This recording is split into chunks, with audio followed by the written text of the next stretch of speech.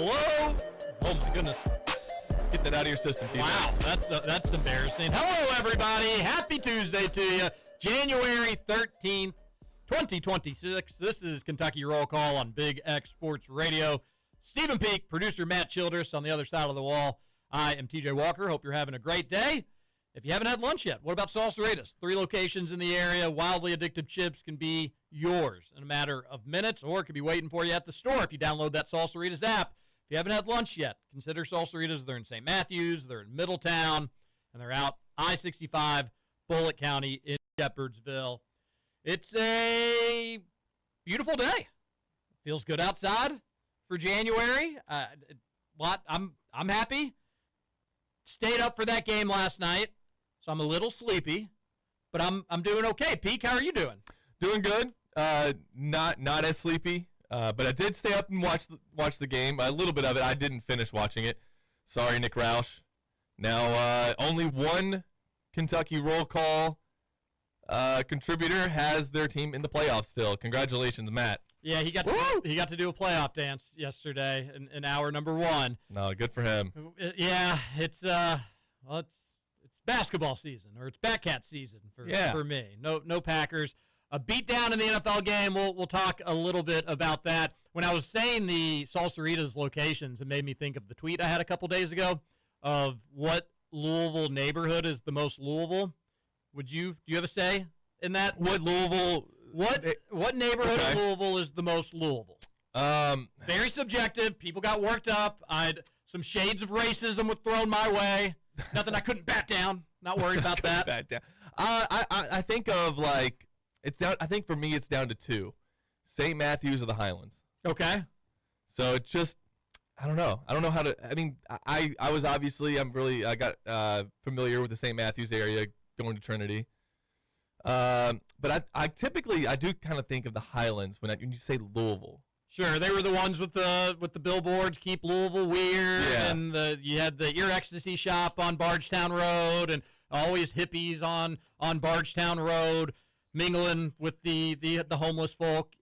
A couple of years ago, the Highlands would be an absolute no-brainer to the answer to this question, and I don't really even think you could entertain like a 1A. It was just the Highlands. But it has lost so much of its charm and character and things that made it so great that are no longer exist or on the Highland. You know, sometimes it was too expensive to be right there on Bardstown Road, so they got ran off somewhere else. I don't think that's an easy answer, the Highlands anymore. I think certainly in the conversation. I think St. Matthews is as well. But I think something that hurts St. Matthews is it's almost like too nice. You know, where I think if you're going to be the most Louisville neighborhood, you need it can't be all nice. Yeah, it should be some nice. It should be a little bit nice, but you need to also maybe like see a washer on the street corner or something like that. All right. Yeah. Okay. So I think the answer is probably, and I would never say this to Roush's face, but it may be the South End. Oh, but the South End is just so broad. Yeah. Yeah. I could see that. What about like Smoketown area? What about? I had a couple people say Smoketown. The only thing about Smoketown is most people don't even know where Smoketown is, and I think it's right next to a neighborhood that I would consider more Louisvillian, and that is Germantown. That's one that I was gonna pick. I was gonna pick Germantown. Germantown. Okay, that's my old stomping grounds. There you go. I think Germantown is very, very Louisville. I think Germantown is more similar today to what the Highlands was about 20 years ago. Like the shotgun houses and okay. Yeah, and you get like the little bars. You can kind of walk. It's very walkable, which is I like that. Yeah. Sorry, go ahead. I was just going to see if Matt had any other neighborhoods, but no. Matt, no, Matt, go ahead. I got a good story though when he's done. If we're going like more recent, not historical, I'd say right now possibly Nulu, like the Nulu area. Out. I think Germantown's the best option. Maybe depending on where you're from, Butchertown. Yeah, Newell's really pissing me off lately, if we're just going to be totally honest. Why is that? I spent some time in there. Went over to the Evermore mansion recently. What?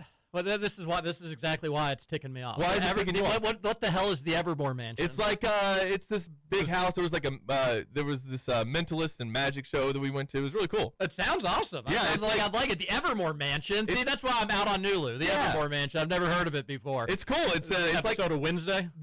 Yes, they dress it up very like spooky and Okay. and witchcrafty. It's really interesting. I would love that. Nulu, I think, is incredible. Like again, we've had fun at Five Iron. There's always incredible restaurants down there. We went to a restaurant in Nulu. Was it this week or last week? What day is it? What year is it? Last week, and it was a 3-month reservation to get into this place, which just that also ticks me off. Don't have a 3-month wait list.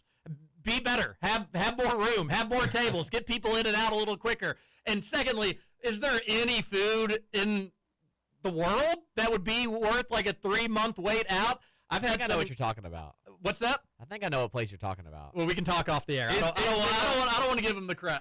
Okay. I don't want to give it to him. Is it like the what kind of food do they serve there? It's not like Americana necessarily. It's a different type of food. Yeah, I think we ate there recently, or not, like a year ago. Did you have a 3-month reservation to get in? Yes. Okay. It was a long time. When I got into the restaurant, and this is a place I would never go, but my wife really, really wanted to go, and I think part of it is because it had a 3-month wait, where it's like, if you hear a place has a 3-month wait, I really need to check it out. Who cares if we've never eaten this food together as a couple? We'll Does go that here rhyme now. with leash? It's like, take easy, buddy. All right? No, it absolutely doesn't. Okay. And I get into the place. I'm like, oh, yeah, I can see why you have a 3-month reservation. Your store is in a closet. So you have like 6 tables. I get why it's really hard to get a table when you only have 6 tables. And then they seat us. So, like, again, you walk in, you're hit by the door as it shuts, and then you bump into the hostess stand on your way in. And then they say, all right, your seats are right there, which is literally right next to the hostess stand at the end of the bar.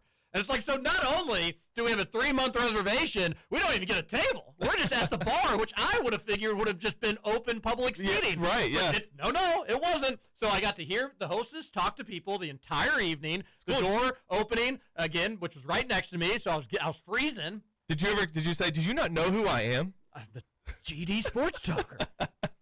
I want no, I didn't really care. And I'm joking about most of this. I was shocked about a place that had a 3-month reservation.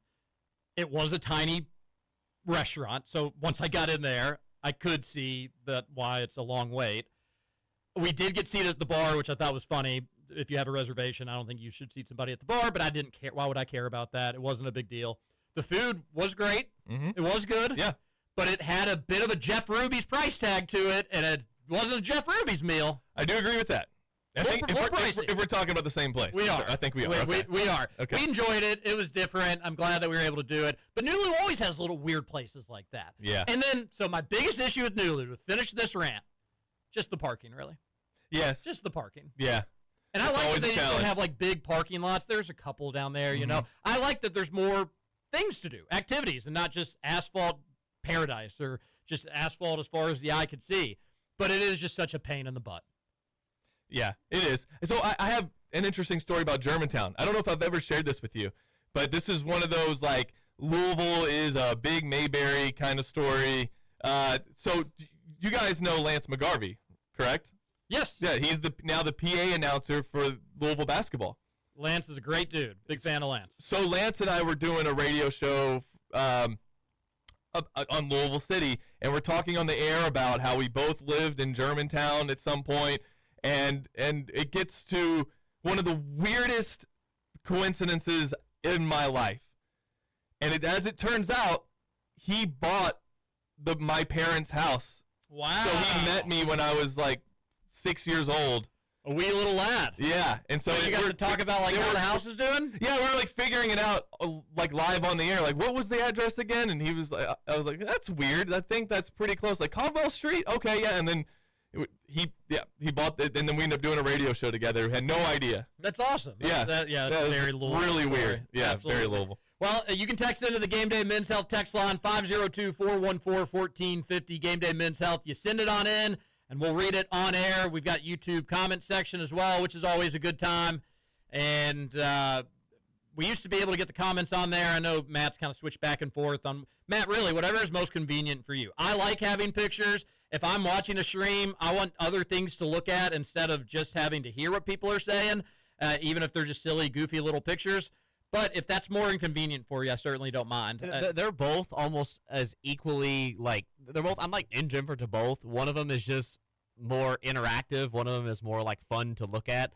So it's really like right now I'm just trying to decide which one like really looks better. I trust your judgment, and ultimately just whatever makes your job a little easier. If it means I don't get my silly pictures, life will go on. I do think it's cool when the comments can go up there on the stream. I think that's neat, just doing a little producing on the air right now. But it's also not the end of the world either way. If we had like more YouTube comments like equal to how many texters there were, I would say 100% we do that. Because then I could use them throughout the whole show. Sure. But we don't we have way more texters than we do YouTube commenters. So it's like, okay, every once in a while I could throw one up if I get a chance to jump in and be like, hey, we have this person who, so right now it's just like there's not enough for me to say it's worth it more than what it is now. Gotcha. That makes sense. So if you want to comment on there, that could help sway and whatever you all think best. Give us some feedback. I know most people don't even care about the stream at all, so it doesn't matter to them. But just keep us updated here on the show. Happy January 13th. It's Jody Meeks Day. Yes, I have that written in my notes. I turned around and saw you playing the highlights. Is this the highlights or the full game? It's the full game, big dog. We're going to be watching this whole thing. Love it. Where were you when Jody Meeks scored 54 points to beat Tennessee? I was watching St. X play, I believe, Christian County at Bellarmine. Okay. I don't know why they were playing at Bellarmine. I don't know if maybe the LIT was there for a year or whatnot. But it was very, very rare if I missed a UK basketball game. So the fact that I went to the St. X game, people there were like, UK's playing, right? And I had it on the phone, but you couldn't watch it. You couldn't watch it back then, just had like the score, and people were just coming up. Do you have an iPhone? It couldn't have been an I iPhone. had a Voyager, I believe. Okay.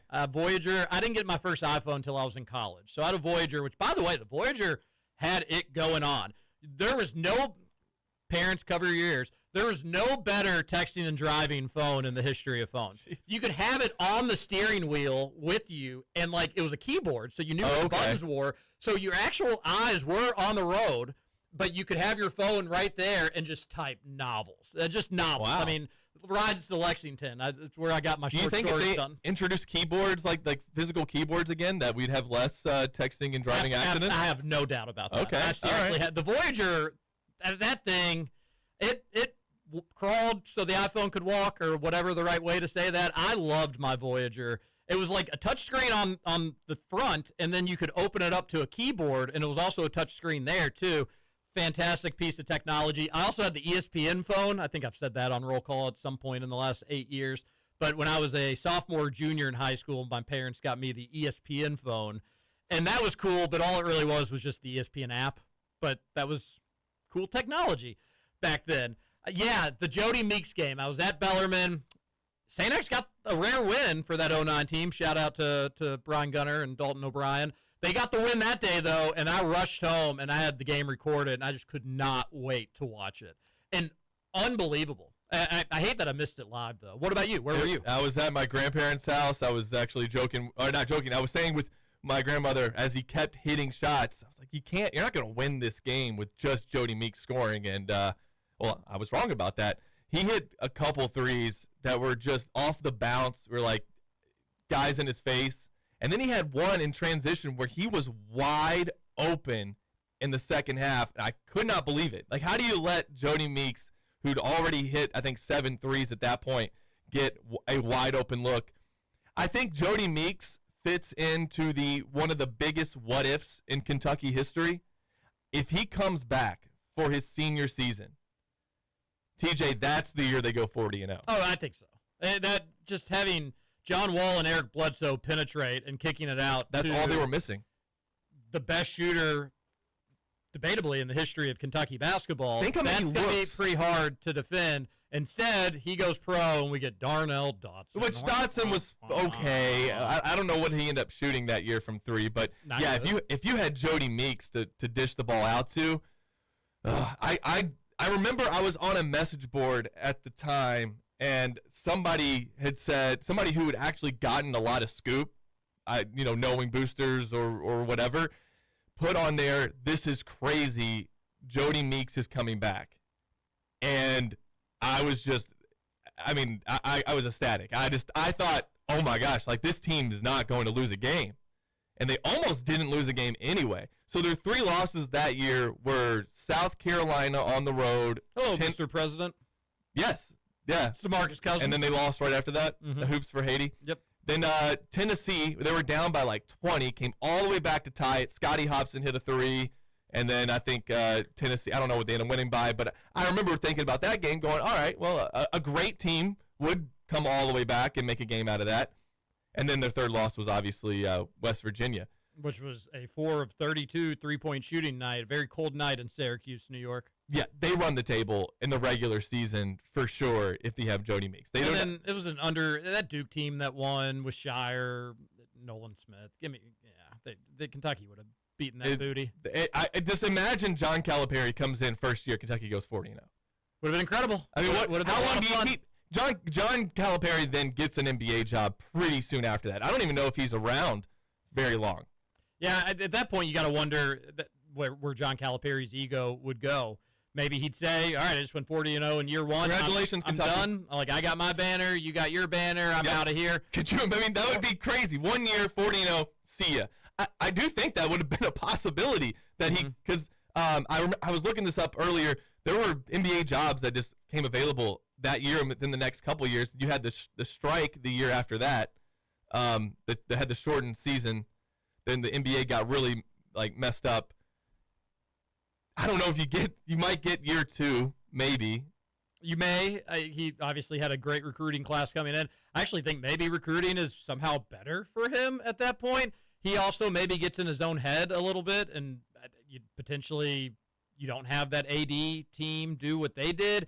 It's tough to say for certain, but history forever would have been changed had Jody Meeks. And he was totally on the fence. He was very close to coming back. I remember I was working at Keith's Hardware store in the Highlands when I got it was probably a KSR notification, as a matter of fact, that he was going pro, and it felt like I had lost a family member. I was like, no, I'm so excited about the Cal era, but this is like the first little taste of bad news that we've had since he took over. Yeah, it would have been great, but 54 points. Producer Matt, did you know this game existed, the Jody Meeks 54-point game? I did not. You were just a wee little lad when it happened. I was. It was a wee lad.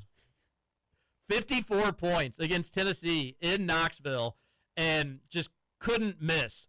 And after the game, UK fans know this. Some maybe have forgotten it, or some are maybe too young. But Nike came out with a Witness shirt, because that was the cool thing to do, the Witness shirt. And it said Witness, and it was UK color, and it was awesome. And then on the back, it just had every one of Jody Meeks' made field goals. So, if his first shot was a 3, there was a 3, and then he scored a 2, and then there was another 3. I can actually get it pulled up here. It was a 2, 3, 3, 3, 2, 2. When he made a free throw, they just put a 1. And then on the back, it had January 13th, 2009, UK versus Tennessee, all those numbers, and then it just said 54 on it. And it was like the coolest shirt. I loved mine. I don't know where it is. Probably doesn't exist for me anymore, unfortunately. But do you remember the lore with this shirt? No, I don't, actually. Billy Gillespie did not let the team have it.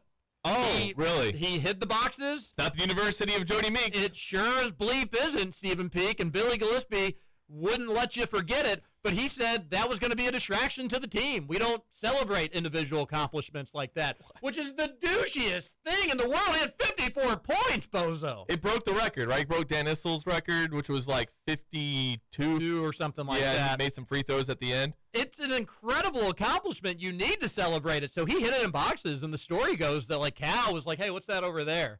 And some staffer was like, oh, yeah, that's the Jody Meeks 54-point game. So Cal immediately was like, get him out. Get the players in these shirts right away. So you had a bunch of dudes who, never played with Jody Meeks. Some of them did, obviously, wearing these shirts, just celebrating Jody Meeks' accomplishment after he was gone from Kentucky. That is wild. And I think the game, so it was the game, or no, it wasn't the game right after that. I'm not looking at even the right year here. 2009. 2009, that's what I thought. So they played, that was when Tennessee was ranked 24th. Is that what it says up there? Yes. I remember that game being a lot closer than 18 points. I guess Kentucky pulled away at the end. It was buffer zone where, I actually, when I was going back and watching, I was like, how is Kentucky not winning by 1,000,000 points? Jody Meeks can't miss, but Tennessee did a good job to hang around 11, if I remember correctly. Okay, yeah. So, I'm looking at I think it was the Mississippi game, wasn't it? When Kentucky played at Ole Miss. And Jody Meeks was held to how many points he was. Well, it was the Ole Miss game, right? That he had the interview with Janine Edwards? Yes. Okay. Yes. That's a really bad question. All right, we're just gonna have to play some of this stuff, producer Matt. That was one of the. I remember being on reading message boards then. Maybe it was House of Blue. I can't remember which one it was, but people were like, "Hell yeah, get him, coach!" Like, yeah, that's a stupid question. Really, it was like the only question you could ask. As Jody, I don't know what his halftime numbers were. I was trying to find that actually, but he I don't know if he was held scoreless or what it was, but the question was they're stopping the one guy who can score. What do you do about it? And pretty fair question to a coach. Yeah. That Billy was. Jody played 40 minutes that game. You wish in like a different simulation you could have 40 years of Billy Gillespie being the head coach at UK, and you just can't get off the rod. Like did Jody Meeks ever come out of games? He played 39 against Tennessee in that game. He scored 54. Well, that's maybe the best thing Billy Gillespie did. He had that UAB game at Freedom Hall. He had a ton of points, I think.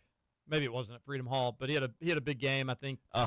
He had a big game against Arkansas too. I think he scored 45 in that game. Yeah, he was electric. Do you have that video pulled up, producer Matt? 45 versus Arkansas. Yes, I do. All right, here it is. A classic. We check in with Janine and Billy. Coach, so far Ole Miss has been doing a pretty good job keeping Jody Meeks covered up. He's only got 6 points. What adjustments do you need to make for him second half? This is Kentucky. It's not Jody Meeks. He's a very good player. What difference does it make? Our team's ahead by 2. Ole Miss is playing very good. This is not a one-man team, and that's really a bad question. What adjustments have you made on defense since the beginning of this first half? Well, they're doing a great job. They didn't turn it over at the start. They made all their threes, and then they're whipping us on the offensive boards. They have to do a better job of helping each other defensively. See you second half. That's really just a bad question. Wow. My favorite coach of all time. The next video that popped up for me, producer Matt, was the WLEX or whatever newscast it was reporting on his DUI. Did that pop up for you? No. We don't have to play the clip or whatnot. I have songs. You have songs? Yes. What song? It's some by Daft Punk, some by Daryl Hall and Bill Withers. Gotcha. All right. Huh. No, but everybody's above their worst moment, Billy Gillespie included, and who knows, that may not even be his worst moment.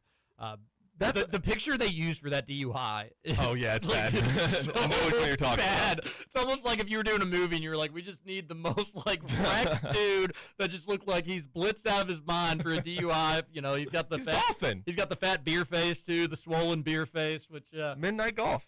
Oh, Billy Gillespie. The stat that came out, I guess a couple weeks ago, that Mark Pope has the same record as Billy Gillespie is maybe one of my least favorite, most misleading stats in all of Kentucky sports history. I mean, because for one, TJ, the SEC is just way better last year than it was during Billy Gillespie's time. But also, like, he lost to Virginia VMI, he lost to Gardner-Webb, and he lost to San Diego. Not San Diego State, San Diego.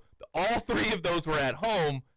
And I'm just kind of scrolling through the 2009 results. Kentucky wasn't ranked. Oh, wait. They got ranked 24th. Oh, man. That San Diego lost to Ole Miss. San Diego loss was brutal. That San Diego team was really, really bad. It wasn't even San Diego State. And I remember going into that game, they did like a little video montage where it was like, San Diego spending the holidays in the bluegrass. And they took the San Diego team to a horse farm, and the players all just looked so miserable. Like, why are we here in the cold in Kentucky? Why aren't we back in San Diego? And then they go into Rupp Arena and they win. He lost to Gardner-Webb and San Diego, and that year he won SEC Coach of the Year. It's incredible.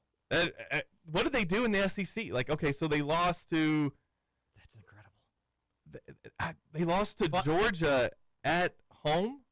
Oh no! Wait, is that the SC? Yeah, that was the Swansea game, right? Oh, they lost on Senior Day his last year. That's when they lost to Georgia. Yeah, that was a terrible loss. They got beat by Vanderbilt 93-52. That was top 3 maddest I've ever had watching experience. I remember that's 41 points through my phone that night. I think my Voyager, but it was like a brick. It was totally okay. That's crazy. They lost by 41. And he won SEC Coach of the Year. Peak's just in shock going through the Kentucky 2009 schedule. All right, we're going to bring it back to this current team, but a great piece of Kentucky history a rare good moment in the Billy Gillispie era when he scored 54 points on this day in 2009. What does this current team have in store for us? As Pete kind of alluded to, there are some unfortunate comparables with the Billy Gillispie era. Some bad news for the Cats yesterday, but not unexpected. We'll talk about that. Get your text into the Game Day Men's Health text line. This is Kentucky Roll Call.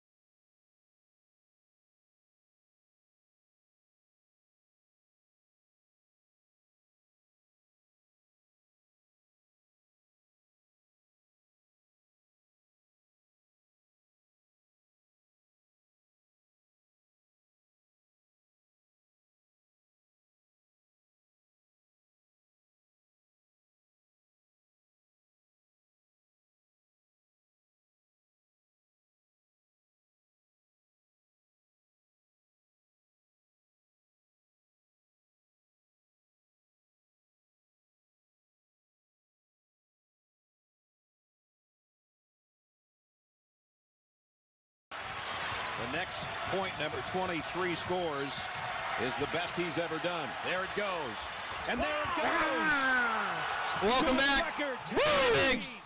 I remember saying Rocky Top, but changed the words to Jody Meeks. I think it's, I don't know. How does it go? Sing it for me. It's like, oh, hail Jody Meeks, Kentucky. It was pretty bad then, and it hasn't aged all that gracefully. Welcome back. This is Kentucky Roll Call on Big X Sports Radio. Stephen Peak, producer Matt Childers. I am TJ Walker. We are streaming on the YouTube, or you can get the podcast anywhere you get your podcast. Just search for Kentucky Roll Call. Get your text into the show. Do we want to read any text before we get into some current team discussion? Nice segment there on the 09 team, but we're going to bring it back to 2026, which is sometimes tough to talk about. But Jalen Lowe, we will not see him again in a Kentucky jersey this season. My guess, maybe not ever again. I don't know that for certain. He could be back, but he is going to get surgery. Tweaked it again in the game. Didn't come back. Will never come back. Also, we'll get to keep his medical red shirt, ironically enough. Just the perfect amount of games. Didn't go over that game total. One more game, he probably wouldn't have been able to get it. Don't blame Jalen Lowe for shutting it down. He's probably thinking about his financial career. He's not going to be an NBA point guard. I don't say that to be mean. I don't say that to be mean. It's just it doesn't. If he proves me wrong, I will eat crow on that. But seems like he's just going to be a really, really good college guard, and he needs probably 2 more years of getting some nice nil money, Stephen Peak. Yeah, that's the thing. Now, with the medical red shirt, he can, just like Kirk Risa did last year, he'll get 2 more years of NIL payments, basically. Yep.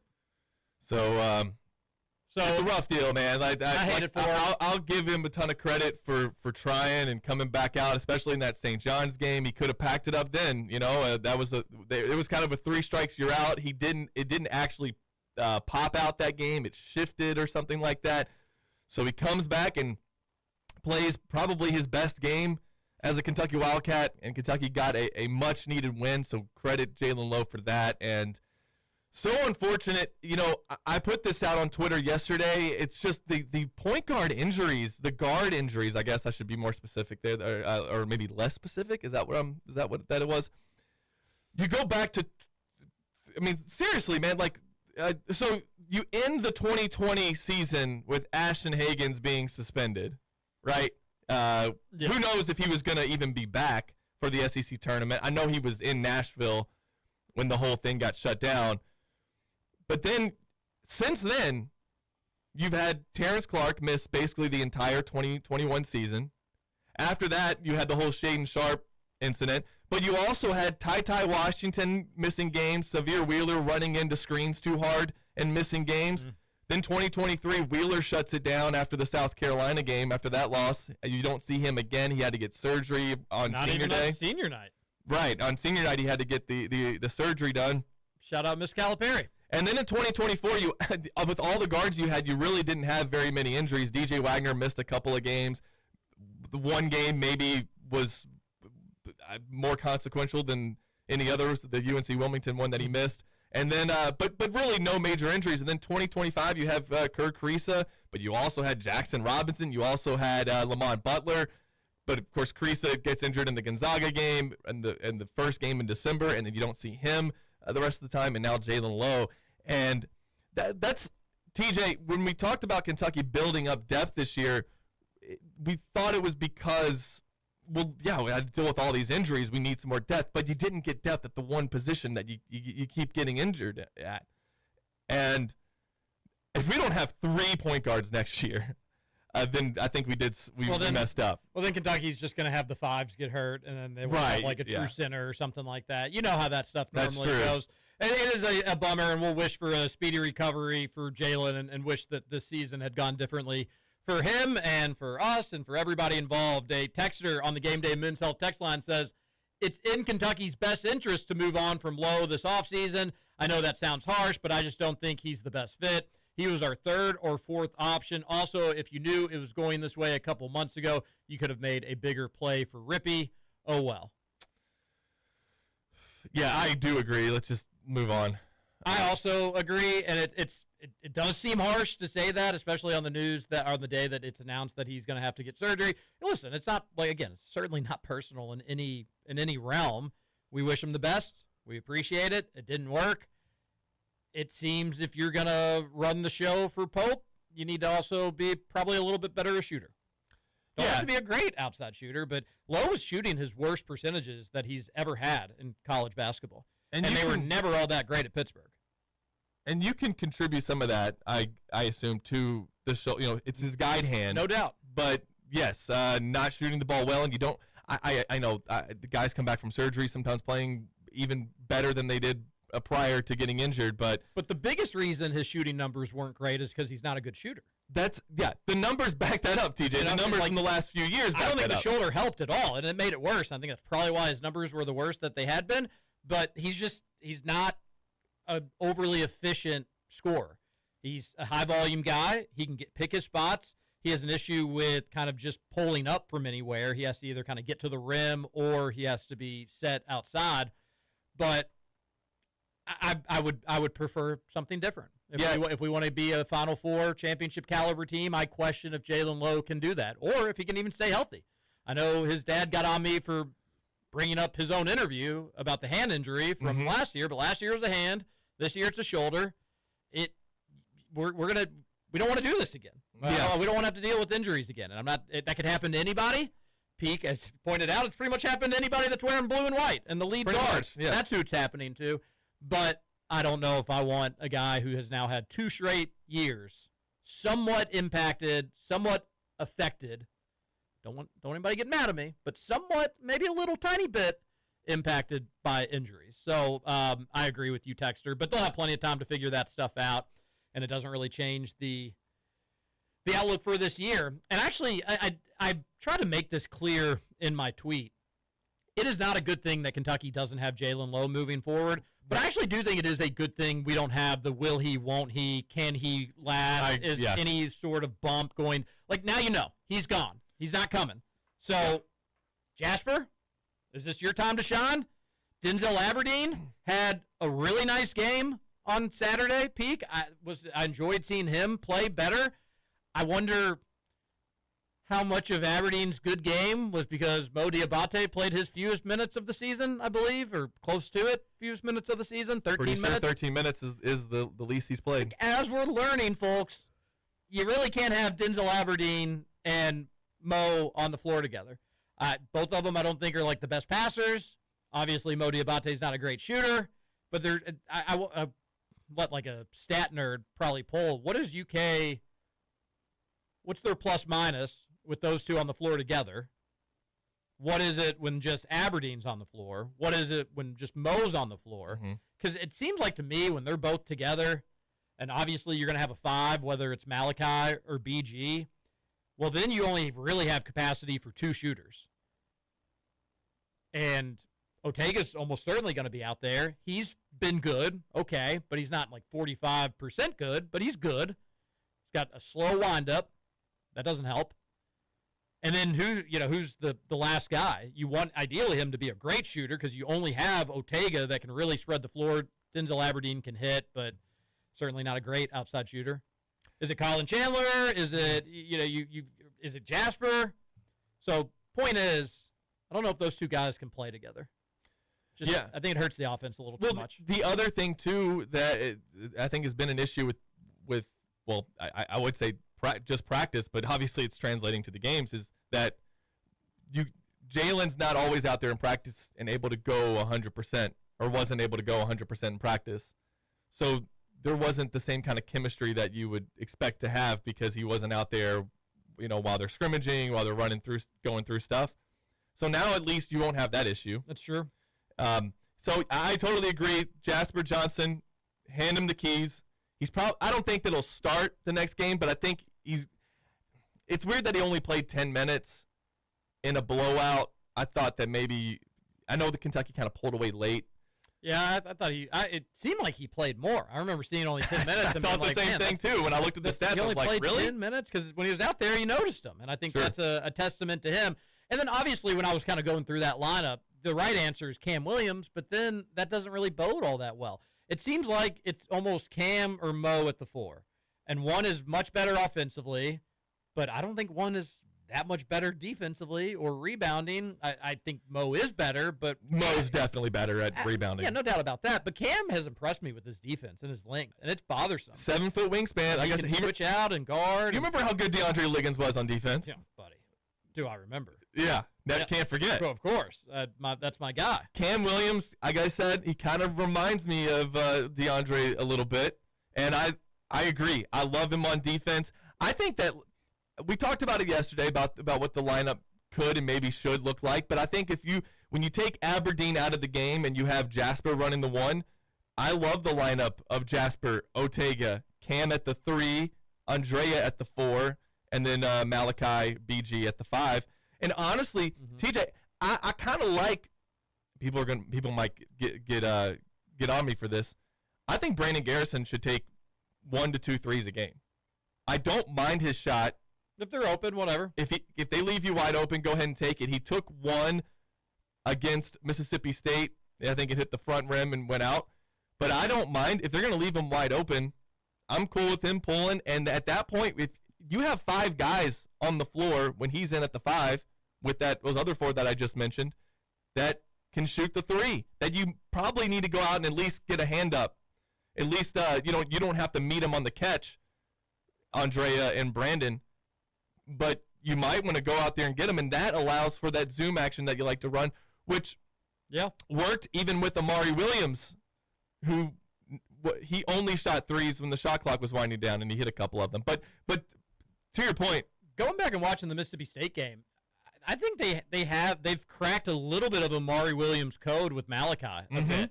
And if I were an opposing team, I would rush Malachi. I would send bodies at him and just try to because when he gets comfortable in that big frame, he's starting to see the floor a lot better. And then they'll screen and basically run around. He is a huge dude. They will screen and run around and run off of him. And he was doing a great job finding people, being patient, and making some really, really great plays. I was having a couple of Amari flashbacks from time to time.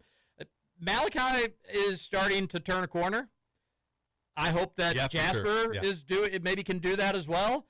And I'm not my preseason expectations have been changed, and they will not be changed again, unfortunately. But Malachi keeps improving. You get more out of Jasper. We see more Cam Williams as well, and this team can go 500 in the SEC. And I know that that's just embarrassing that that's what we're talking about. But I don't know if they can. I don't know if a week ago if I thought that they could, or after the Missouri loss if I thought that they could. And 900 or 500 in the SEC will get you in the tournament. I would have a hard time believing you'd go 500 in the conference and they would leave you out, given the reputation of the conference as of today, what they did last year, obviously. Not that last year has any sort of bearing on this year, but it does help from a perception standpoint. So that's sad. Obviously the goal is better than that. If you were to tell it, you win every game. But you can't find a way to be a top 4 seed. Yeah. Find a way to be a top 4 seed. Does 500 get you there? Probably not. You probably need to be a game or two better than that. But it would get you right around there. The SEC is not what it was last year. You can win some games. There's still talent on this Kentucky team where they can win some games and try to get to where they're playing on Friday. And Missouri's solid, but I also think if you're dropping a home game to Missouri at home, it also means you can lose just about any other game too. When's the last we haven't played on Saturday since Kellen Grady played at Kentucky, right? 2022. Played on Saturday of the SEC tournament. Oh no, yeah, it's been a long time. Yeah. And haven't played on Sunday since 2018. 2018. Yeah, that's terrible. A lot has happened since 2018. That should never happen. I get the SEC got better and all that, and Kentucky still had some good teams, like 2019 team. 2020 team probably wins it, TJ. I mean, at least they get to – I think they at least win 2 games and get to Sunday. But, yeah, we're on quite a drought right now. Tyrese Maxey was made for March moments like that. It's he was. Real bummer. Man, gosh. It's just this has not been the same since then. It's a real bummer. Our global elites told us no basketball for you. And it's even more frustrating that they had that even at COVID, at the height of COVID, it felt like they had a tournament. When we were all shut, it was obvious. A year later, it is what it is. But I do think Kentucky can win some games in the SEC this year and get to finish in the top 4, which gets them that double bye and then you're a win away from playing on Saturday and playing a team who's already at least played one game. And we saw last year with the way that the team was kind of depleted by that Saturday game, they ran out of gas against Alabama, and things really got away from them in that second half. So, you get to where you're playing, you get the double bye. It's kind of sucks that's where we're at as far as expectations, and that's about as high as I can dream right now. Right? I mean, I can't. We're being realistic. Yeah, we're being realistic, and if they do that, at least that guarantees the next 2 months are mostly fun. A lot of right? You said in your post-game show after the Alabama game, maybe you did it after Missouri too, but you said, I still think there are some good moments ahead for this basketball team this year. They really need to win. There will be some. They really need to win tomorrow night. Yeah. Oh boy. But we usually, when there's like a big injury like this, I feel like Kentucky doesn't do so well in the very next game. Yeah, mixed results maybe. Sometimes it feels like they rally. Didn't they have a big injury when they beat Tennessee last year before that? Or maybe it was in the game. Maybe it was Lamont. Lamont went down at the 8-minute mark. Yeah. Yeah. And then they looked really good after that, though. I was surprised by that. We'll see. They just gotta take care of business against LSU tomorrow. If you don't win that one on the road, why would you have confidence you can quite literally win any road game? Yeah, no, you're right. Well, here's one thing, TJ, that I was thinking of is that, you didn't, and I think a texter actually brought this up. Did you already read this one about Darren Rippey? Oh, yeah, you did. You did. Well, you could have made a play on Rippey if you'd known that Lowe's just going to be a 1-year sort of deal. Exactly. Yeah. So how does that change maybe not just transfer portal, but does it change anything with any other recruits that are out there? Aren't the best guards already committed? Well, Tyron Stokes, I know, is not really a guard, but he's a ball handler. But by the way, I saw Aaron Torres said that he's about to commit or something like that. To Kansas? Stokes. I didn't see what he said, but that was like his show preview was Tyron I'm Stokes assuming nearing commitment? Question mark?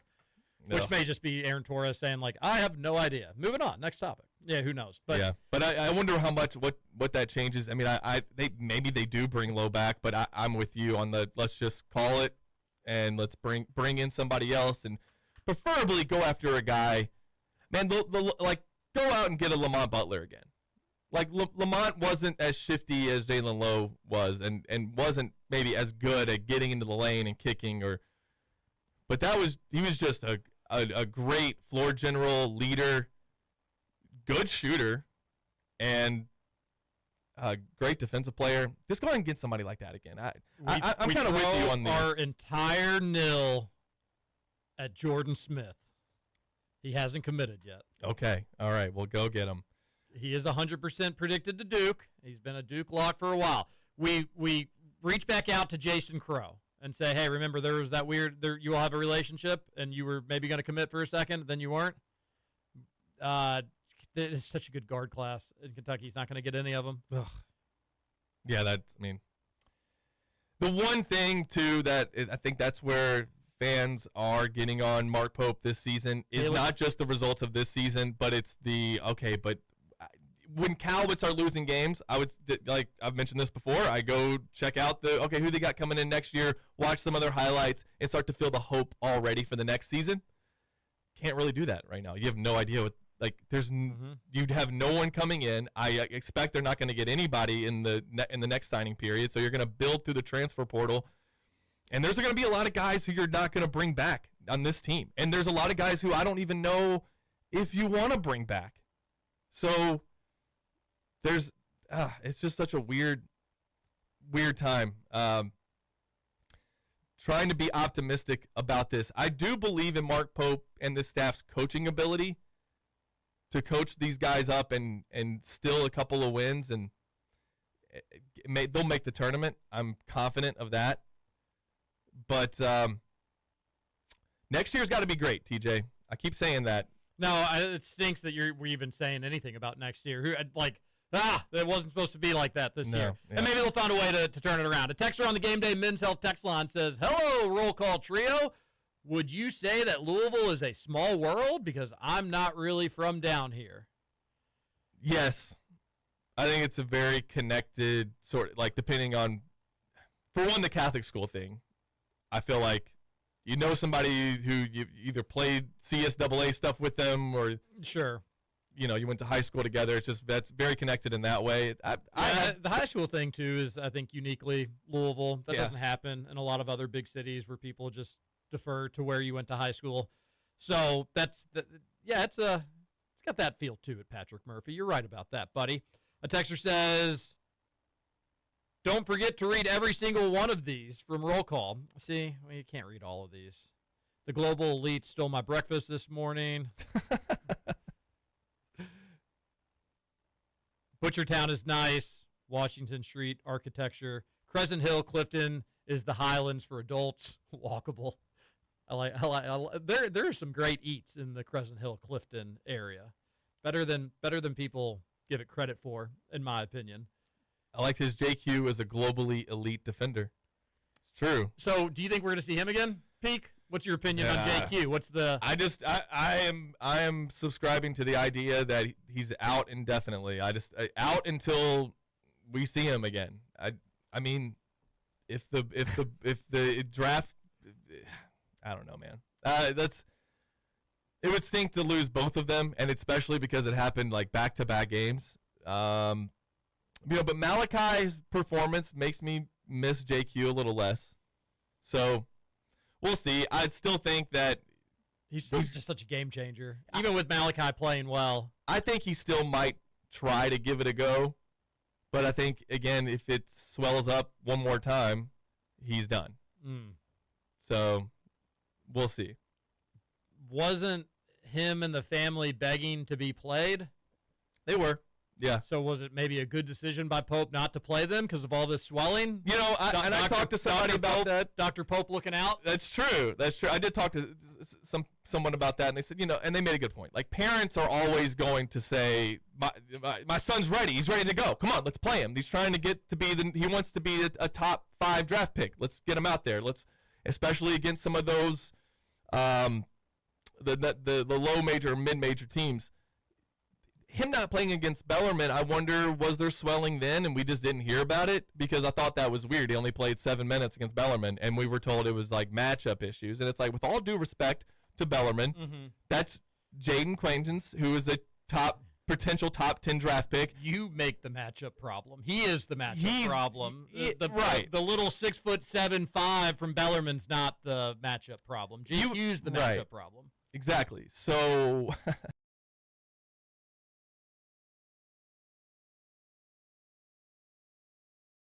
he plays against Alabama. He starts against Missouri. Well, I mean, I don't know. I wonder. I just wonder how. I don't know what the expectation then was, if you were only going to play him so limited minute. I just wonder too if when you change the offense, if it just didn't fit what JQ's good at, and or if it's not that, you want to play him with his back to the basket. That's really not allowing him to showcase his abilities. Like, I don't mind him getting the ball at the top of the key like he did against St. John's, crossing over somebody and just bullying his way into a layup. So maybe with them going back to the zoom action stuff, that maybe now that will fit JQ's abilities better, and maybe we can get him back out there. And it's a really, really weird situation. Well, it's been a really weird season. There's no doubt about that. Another texter says, is it a red flag if no one from Oregon follows Stein? Seems like a good sports radio topic. The players, not necessarily, but he had some coaches follow with him, so he's already gotten some people from Oregon. But the players, I don't know. Maybe, if he was a lead recruiter on one of the guys and they're really good buds, you would think maybe somebody would follow. But Oregon's got a good setup as well. And if it's anybody that really we would want to play, I'm sure Oregon would also want them to play for them. So I don't think that necessarily is a red flag. I've loved everything Will Stein has done in the portal. And we'll talk a little football in hour number 2 because he's about to have a miss. His first real big one, in my opinion, where it was like, oh, man, you put a lot of resources into that. You thought you were going to get him, and you did not. I don't consider Levitt that necessarily, and especially with how quickly they pivoted. Yeah. But one is probably coming, and where Will Stein goes from there will be fascinating. We will talk about that in hour number 2. This is Kentucky Roll Call on Big X Sports Radio. It's been a long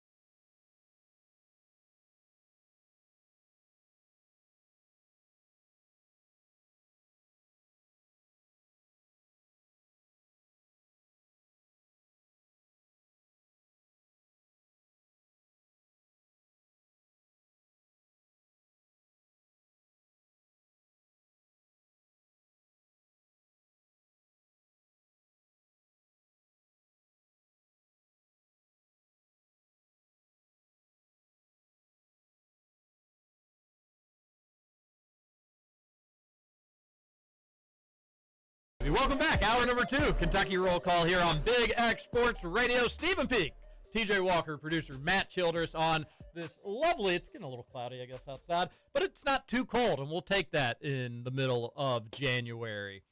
Get your text into the show, 502-414-1450. Game Day Men's Health. They are redefining men's wellness. No shortcuts, just results at Game Day Men's Health. Testosterone, peptides, weight loss, sexual performance therapy. Visit GameDayMen'sHealth.com. Defining a new era in men's health. All right, that was a fun and somewhat informative first hour. I like the somewhat.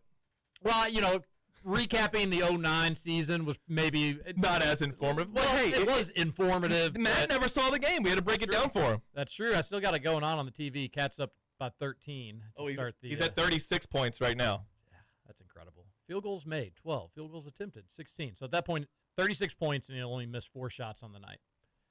That's pretty cool. That's pretty cool. I'd take a Jody Meeks on this team. At what point is when someone's about to score like 50-something points?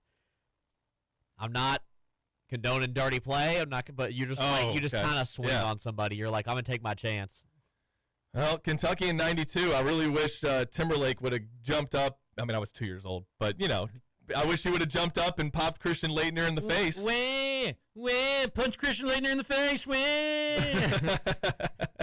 That was a good impression of me at 2. That's what my baby does. So yeah, that's how you know you're raising them right. Right. In the bluegrass. Okay, let's talk a little football here, and then we'll get back to the text line. But Kentucky gets a commitment from C.J. Baxter. I watched some of his highlights, watched some of his tape. Ooh, I don't know, Peak. I don't know about C.J. Baxter. I'm going to trust the staff and that they know better than I. And hearing Adam Luckett talk about it as well, certainly seems like if he's healthy, you're getting a really good player and potentially an NFL running back, which is cool. That's good. Yeah, awesome. But if he's healthy, plays a big role in that because last year he was coming off a major injury and it didn't go great. He had some more injuries, and so now you're talking about 2 straight years where injuries have played a factor for this guy. Seems like a familiar conversation we were just having in hour number 1 talking about Jalen Lowe, but if he stays healthy, that's great. In the SEC, a guy with injury concerns being your bell cow back, I'm a little bit nervous about it. I was shocked to see Dante Dowdell go to Georgia. I don't know if I mentioned that yesterday or not, but yeah, we did. Yeah, what great representation he has. But I hope that they're making a good play on Baxter. I'm a little bit nervous about that one, but it is a big get. Obviously, a lot of places wanted him. You were able to get him. He was at one point the number 1 running back recruit in his class, so that's a big deal. We'll see about that. Seems like DeAndre Moore is going to go to Colorado. Yeah, that's disappointing. You're not getting 2 Longhorns, maybe just getting the 1. Kentucky seemed to be the favorite for Moore. Some U of L folks are still saying not to give up on Moore to U of L. They seem to be third. But they got big dogs involved. We'll talk about the old big dog. Everybody that is a reliable source to me said that he's not coming to Louisville. Okay, we'll take it. But I have seen the people on Twitter and everything saying, hey, like, I'm hearing different things, but I'm taking the credible sources over the Twitter sources any day. Okay, I'll trust your opinion and your analysis on that. So he's going to just go to Colorado. It's not going to be Kentucky. And more so than Leavitt, this one really hurts. Kentucky pie in the sky with Leavitt. Hey, come on up here. We're going to throw a bag at you, and maybe we can get him to commit, and they'll hit it off. And it sounds like everything went well, but Leavitt's representation was like, don't go fall in love with the first piece of tail you run into, okay? We're going to do this. We're going to do visits. There's going to be more money. You're going to meet more people. Just don't commit to Kentucky. And it honestly sounded like he was kind of close to maybe doing just that. So I don't blame Stein for that one.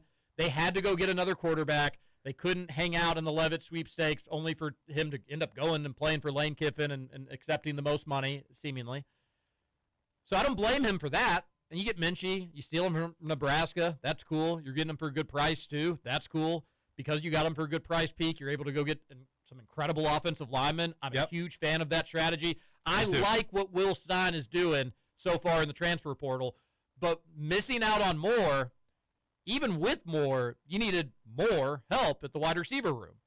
Now you don't have him. You don't have an A receiver. You don't have a B receiver.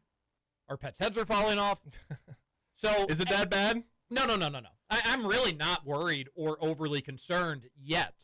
And I'm giving Will the huge, ginormous benefit of the doubt here that wide receivers are going to want to play in this offense. Sure. Wide receivers are going to want to play in this system. And I think that Will was being a little selective and saying, all right, we're going to go more first, and then we'll bring in him. And, they'll get commits. I'm not worried about the bodies. But at some point, there's only so many players that are good enough for the position we need.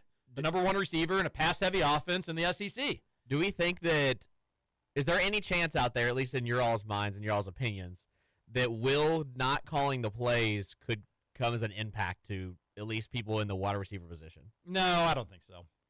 It certainly could be, but I think if like a recruit brought up that concern to Stein, like, I'd like to play for you, but if you're not calling the plays, he'll say, well, who do you think's coaching the offensive coordinator? It's my offense. Right. We're running my offense, even if I'm not calling, hey, this play is this or this play is that.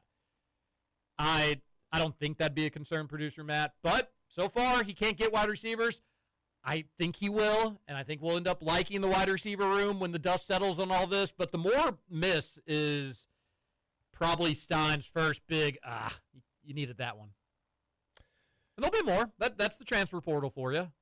Yeah, he'll get another chance at it. And then of course we got a chance to talk to Javante Barnes, the RB2, I guess. And now you got a Red River rivalry now in the running back room. Mm-hmm. You can have C.J. Baxter do the horns up, and then he'll do the horns down, and it can be a sitcom. I smell sitcom. A texter on the Game Day Men's Health text line says, interesting to have Vince Marrow on radio and not even bring up the Nocta thing that you spoke about 10 minutes beforehand. So we are not, another texter says, are you all having Morrow on today? No 812 number, we are not having the little pup on. Last night was a weird twist in the rivalry. I love this, by the way. I absolutely love it. All because Pete Nocta, all he did was just retweet the big dog. yeah. That's all he did. Message out there. Boom, let's go. Yeah. Boom, let's go. And boy, the little pup. The dog that barks. Hit dog will yell. He's barking in the transfer portal right now. Number 2 class in the country. I love this. I love little. What do you call him? Little Petey? Little Pete, or is it Little Pete? What do you call Pete Nocta? Yeah, it was Little Pete. Yeah, like keep booking hotels. I love this. I love that I like that Pete Nocta's not ducking the smoke and coming after him, coming in hot.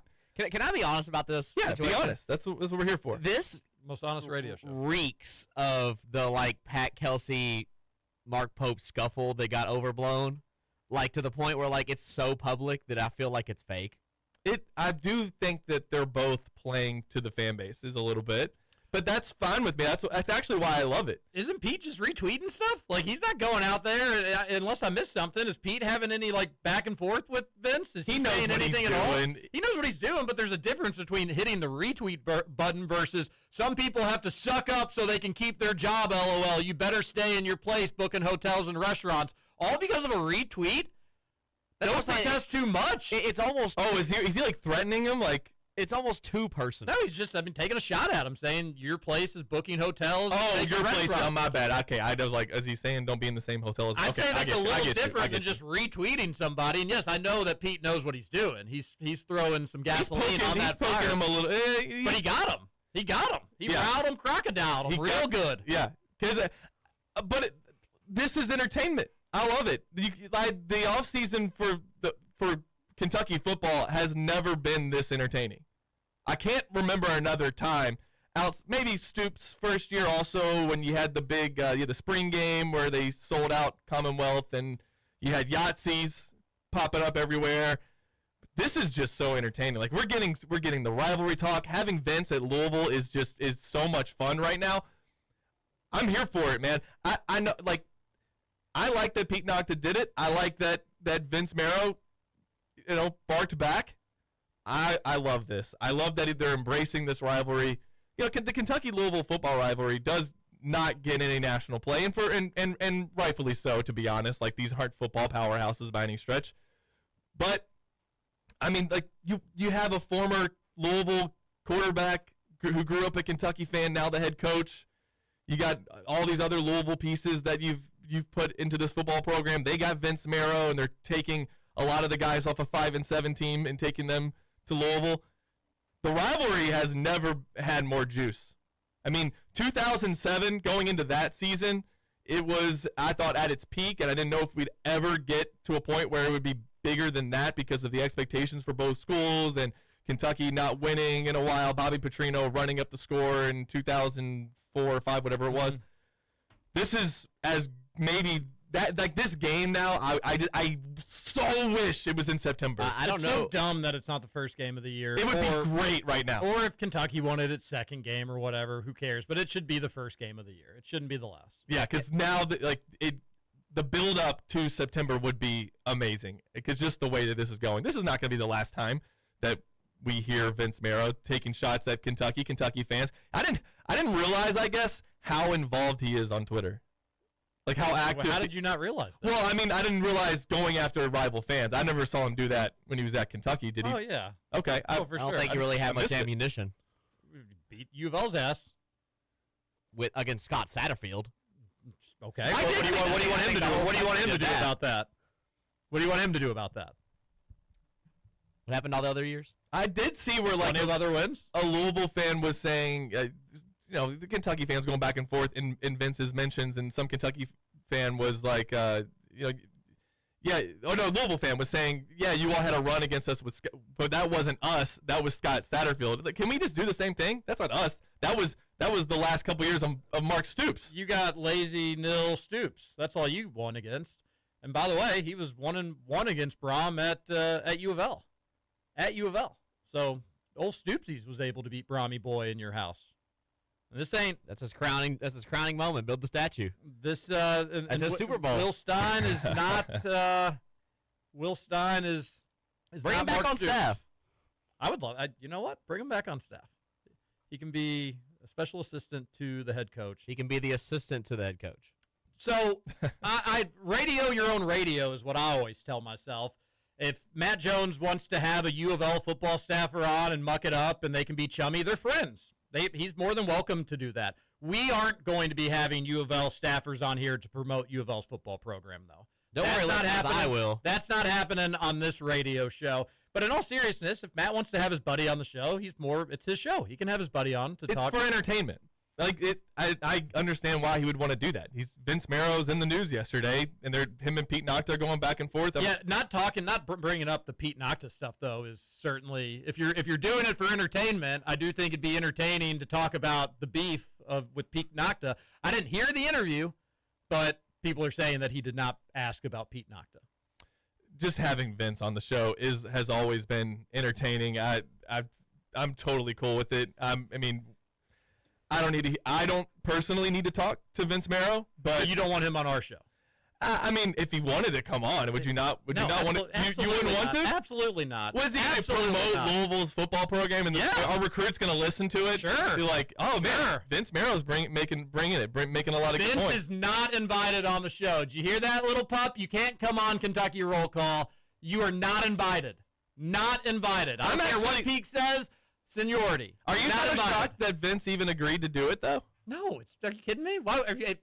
What? Of course he'd be like, because he you want just me on your UK radio? Like, you want me on to talk publicly? Let's do it. And they are friends, so of course the conversation was going to be. He didn't think that Matt was going to get him on there and like totally. Hey, you said this one time. It wasn't going to be a hard interview. Matt was kind of clowning on him last night on Twitter. Making fun of his spelling and. Whoa! Well, that is kind of like taking shots at your intelligence. I think Vince probably knows that spelling is not one of his strong suits. Yeah, can he not just get Grammarly and he on his? It's almost impossible to have the misspellings that he has. Yeah. It's got to be intentional almost at this point. Going back to what producer Matt was saying, that like this whole thing just may be rigged. Maybe just he likes the misspellings. He likes the attention that comes with it. I do think I think that was a crappy thing for Vince to say though. You better stay in your place booking hotels and restaurants, as if that Vince's job is so much more important than Pete. First off, if his job was to book hotels and restaurants, dude, your big butt you'd die if you didn't have your reservations. You've got to have your reservations. So don't speak down to the people that do that work, because that is important work for what it's worth. And secondly, he was trying to demean Pete Nocta. You can have rivalry, but I don't think you have to take a personal shot. And that felt like a personal shot. Well, I don't need to defend Pete. He's fine. He doesn't care. But I did think that Vince took it to a level that he probably should not have, and he doesn't care. He doesn't need to hear that from me. I'm glad he did, because hopefully it inspires Pete Nocta to show him up a little bit. I think that the rivalry, like you said, is in a good spot. It and really that is fun for this fan base. It's fun for radio in this town. I think my favorite piece of this so far, going back and forth, was at least like the most recent one a couple hours ago, where the Twitter Mike Bratton, the SEC Mike, posted the picture of like he ranked all the SEC coaches right now, and Will Stein is 16th, and Vince Merrill retweeted it. Yeah, he knows what he's doing with that. Of course he does. But I guess the difference would be, though, if Will Stein just commented on that retweet and said, like, hey, you little not head coach, you stick to doing recruiting trips while I'm planning game plans or something like that. That would be amazing if you did. You know, that is the equivalent of what Vince did. I would love it. I'm glad Will Stein is above that. I think we just get over the whole social media stuff and just let dudes just run free. What do you think Abram thinks of all this? What do you mean by that, producer Matt? I mean, like, if Will Stein wants to tweet at Vince Merrill, let him. If Jeff Brom wants to tweet at people, let him. Who cares? Like, it's just like Steven said, it's just entertainment. It is. It makes everything more fun. Like, who needs burner accounts when your actual coach is doing the work for you? Exactly. Let's get rid of burner accounts and let's let coaches just trash talk on social media. Speaking of misspellings, I did see some U of L fans having fun with Kentucky's building. Oh, yeah, I know. Just as we're calling out their coach. The thing you have to remember, our head coach went to U of L. He knows spell good. That's that U of L education on display right there for everybody's eyes to see. We'll work with Will Stein. Enough time in Lexington will cure him. He'll be a much better person, smarter person. But you got to remember where he went to college, everybody. Yeah, they taught us how to spell building at Trinity. But that was, you're going to, what is he supposed to do? Is he supposed to say, hey, media team, let's get that I in that word building? Yeah, it kind of looked like an AI mistake, honestly. Really? AI would just be like, oops, forgot. I knew I was forgetting something. Yeah, oh yeah, I see what you're saying. It looks like one. Okay, yeah. Sure. I thought you were saying that. Maybe, but I thought it was a cool graphic besides the typo. Yeah, I thought the play was pretty good besides John Wilkes Booth's interruption. Texter says on the Game Day Men's Health text line, Matt says he hates the U of L burner counts, but he repeats bring Brong home talking points whenever the rivalry is brought up. Yeah, I can't speak on that. What talking point did I say? Well, what was the talking point? I don't know. That's what I'm trying to figure out. Whenever you mentioned that Louisville fans were excited about DeAndre Moore, I know that he's been a guy who's like, oh, we definitely got him. He's definitely coming here. And then every other outlet I know is like, he's not coming to Louisville. You don't need it. Yeah, I think they were referencing something else, but I don't know what. Maybe I have before, but I couldn't tell you offhand. Texter says, build the big dog statue, Louisville. Put it on the Belvedere. Put it on the Belvedere. I like that's a good text. Why would we want that guy? I wish I knew his name because he's like one of my favorite texters into the Game Day Men's Health text line. Why would we want to hear Vince on a Kentucky show? I personally wouldn't, but guess what? If I was doing a radio show, we've had some silly guests on our shows that people probably weren't excited to hear about, but it's my show, so I'm going to put on who I want. Matt has the right to do that and talk with his friend on radio, but I will just say, roll call will be a safe place from U of L assistant coaches coming on and doing interviews, just for what it's worth. If Brom wants to do it, no, he's out too. No U of L coaches on this radio. Wow, you're going to hurt Nick Roush's feelings. We had talked last year when we were doing a show that kind of got off the rails. I'd sources say it was like Jackson Robinson waiting for him to make a decision. Never did, by the way, but we stayed up. We did a show for about 4 hours waiting on him to do so. And it got so off the rails. Sean Smith's talking about Pat Kelsey and if they could, how many Pat Kelseys could he bench? And there was somebody reached out and we're like, dude, if we can get Pat Kelsey on the show, do we do it? And it never really got any further than just a hypothetical. But I don't know, if a Louisville head coach wanted to come on and talk and you had a chance to, I don't know. Would you not want to do that? You're completely out, just in case. Let's say Pat Kelsey reached out to producer Matt. Producer Matt, you got a show for me to be on? I want to be on a show on 96.1. And he's like, yeah, I got the perfect show for you, the Kentucky show that we do. If I'm allowed to ask whatever questions I want, Pat Kelsey can come on the show. All right. Pat Kelsey can come on the show. I would look forward. It would be fun to talk a little ball with him. I agree. I could talk to Brom for a little bit, pick his brain. Nah, Brom, no thanks. Not as interested in Brom? No. The Trinity thing? No. Okay. I like Brom personally. As a human, I like Brom. I don't like how much I like both of them.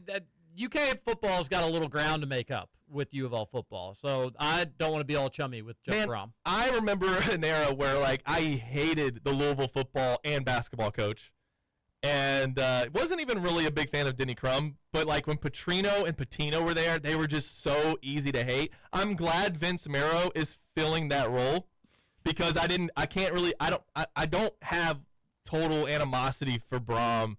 And even Pat Kelsey. And maybe I'll learn to dislike Pat Kelsey if he makes Louisville an elite, contender for national championships. But right now, I don't know. It's not in my heart. It's not there yet. I feel that.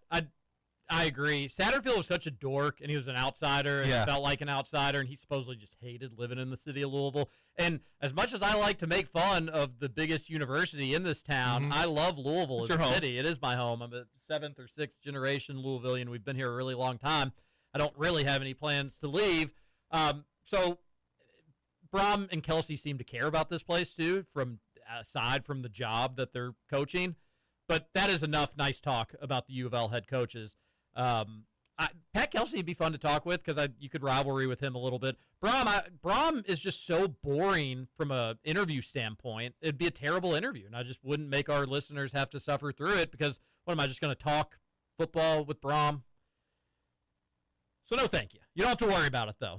We can't even get UK coaches on our show. I don't think we have to worry about getting U of L coaches on our show. A texter says, one thing about Vince is he loves laughing out loud. Ain't that the truth? He does. Ain't that the truth? He's young, man. He's hip. I would always love how, we would be at one of the first, post-practice interviews, and he'd be off camera, be like, I got some dogs this year. And then they would go 7-5, 4-8. Yeah. I got some dogs. All right. A texter on the Game Day Men's Health text line says, do we think Pope takes on the uncertain risk of banking on second-year leap/roster retention again? Or does he try to his damnedest to acquire surefire dudes in the portal? Are we concerned JMI's basketball hiccups with the big boy targets linger over to the portal? Going to be some awkward stay/go decisions. Very intrigued to see the roster pivots and re-corrections. Won't have $22 million blank check support to go around. Yeah, Yeah, I think that you're not going to have. I would be shocked if you had another $22 million to spend. And yeah, I don't weirdly pessimistic reading your text message, texter. Weirdly pessimistic. Why do you say that? Because basically just saying all right, so is Pope going to take pieces from this failed team and rebuild with those pieces? Or is he just going to have to basically start over from scratch? And I'm not overly optimistic about either one of those options. Again, there are people from this team I would love to have for an additional year or two, but I don't want the core of next year's team to be people from this team, and then you plug in transfer portal options. Sure. And unfortunately, it's probably what they're going to end up having to do. And we may end up liking it when it's all said and done, but I don't know. I just don't have all this confidence in Pope right now. So I don't think any option's all that great, but I almost would say keep a couple of the young guys that want to hang around. If Jasper or Malachi want to come back, keep them. Maybe, Cam, I would be cool with him coming back. Yeah, he's only a sophomore. I'm Cam Williams can come back. Cam for sure. But Mo? And then Mo, I like Mo. It's just not the right fit for what Pope needs to be doing. 100%. Mo, go get you around a ton of shooters like you were at Alabama, and you can be a really elite college player.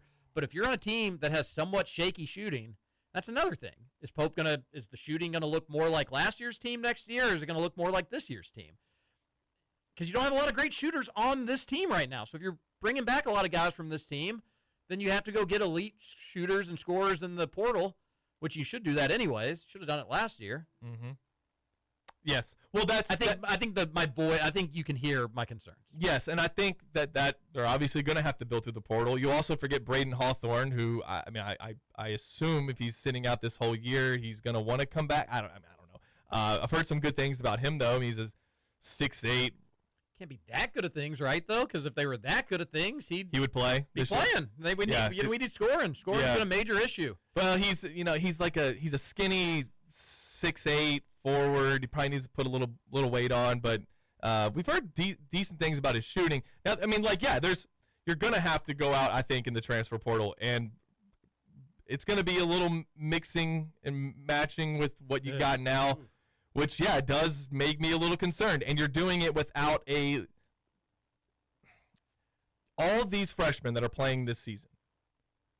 This was one of the best freshman classes in our lifetime. And Kentucky got none of them. And you're not going to have any for next year. And that's not as good a class, but there were some really strong pieces in there, and you're not getting any of them. Yeah. And that is why fans are more concerned. Like I had this conversation with somebody in media, been covering Kentucky basketball for a couple decades at least, maybe more. Well, we'll say a couple decades. Wayne Chisholm's headband. Oh, yeah, forgot about that. That thing. Look, it's 71-64. I think Jody Meeks comes down and hits a three right here. Yeah, they were showing. Tell me if I'm wrong. Let's see. Oh, look at Bruce Pearl's pressing because Michael Porter's running point. Is this the one where Porter swings it out to the top of the key for Jody Meeks to hit? If give me $5 if I nail this. I will certainly not give you $5. Okay, let's see if Jody just pulls on his own. I think he does just pull. Jody.